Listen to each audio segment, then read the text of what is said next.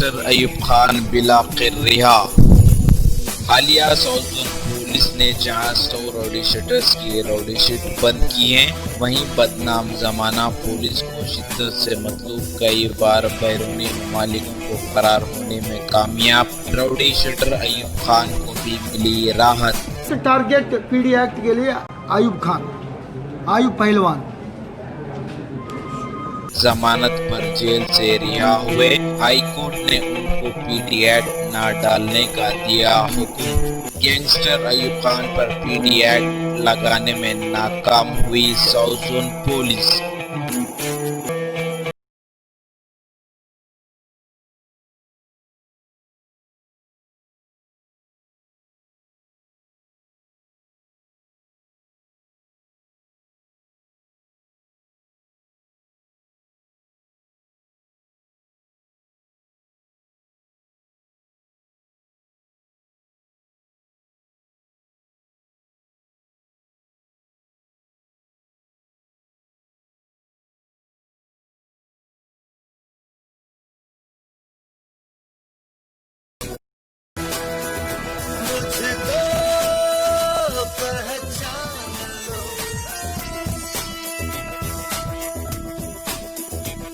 जरा देखो कौन आ गया।